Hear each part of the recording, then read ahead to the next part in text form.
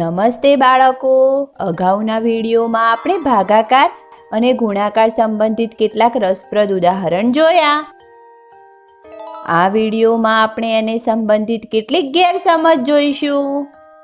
રાજુ અને બબલુ બજારમાં ફરી રહ્યા હતા. રાજુએ ગગ્ગુની દુકાન ઉપર લાગેલું બોર્ડ વાંચ્યું. 4 પેન્સિલ 20 રૂપિયામાં. તેણે બબલુને પૂછ્યું કે જો તેમને એક પેન્સિલ લેવી હોય તો કેટલા રૂપિયા આપવા પડશે? બાળકો, શું તમે જણાવી શકો કે રાજુ અને બબલુને એક પેન્સિલના કેટલા રૂપિયા આપવા પડશે? હા, રાજુ અને બબલુને એક પેન્સિલના 5 રૂપિયા આપવા પડશે. આપણે આવી રીતે ભાગાકાર કરીને આ જવાબ શોધી શકીએ છીએ. બાળકો, આને આપણે ગુણાકારના સ્વરૂપમાં કઈ રીતે લખી શકીએ છીએ? એકદમ સાચું, આપણે આ રીતે તેને ગુણાકારના સ્વરૂપમાં લખી શકીએ છીએ. 4 પેન્સિલ અને દરેક પેન્સિલના 5 રૂપિયા થઈ ગયા કુલ 20 રૂપિયા. બબલુએ ફટાફટ 5 રૂપિયા ગગ્ગુને આપી દીધા અને પેન્સિલ લઈ લીધી. રાજુ આશ્ચર્યચકિત થઈ ગયો કે બબલુએ આટલી જલ્દી આનો જવાબ કઈ રીતે આપી દીધો. ત્યારે બબલુએ તેને આ ભાગાકાર અને ગુણાકાર લખીને બતાવ્યા. તેણે રાજુને કહ્યું કે તેણે ગુણાકારની મદદથી ભાગાકારનો જવાબ શોધ્યો. રાજુ આ ભાગાકાર અને ગુણાકારના સંબંધને જાણીને ખુશ થઈ ગયો.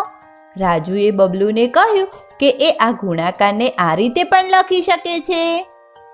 5 રૂપિયા દરેક પેન્સિલ અને 4 પેન્સિલ લેવી છે તો કુલ 20 રૂપિયા થયા. બાળકો, શું રાજુએ તેને સાચી રીતે લખ્યું છે? અરે હા, રાજુએ તેને એકદમ સાચી રીતે લખ્યું છે. આપણે કોઈ પણ ગુણાકારને 2 રીતે લખી શકીએ છીએ. હવે રાજુએ વિચાર્યું કે તે ભાગાકારને 2 રીતે લખી શકે છે, કેમ કે ગુણાકાર અને ભાગાકારમાં સંબંધ છે. એટલે તેણે આ ભાગાકારને આ રીતે લખીને બબલુને કહ્યું કે તે પણ હવે ગણિતમાં હોશિયાર થઈ ગયો છે. બાળકો, શું રાજુએ લખેલ ભાગાકાર સાચો છે? ના, રાજુનો લખેલો ભાગાકાર ખોટો છે. પણ આ ખોટો કેમ છે?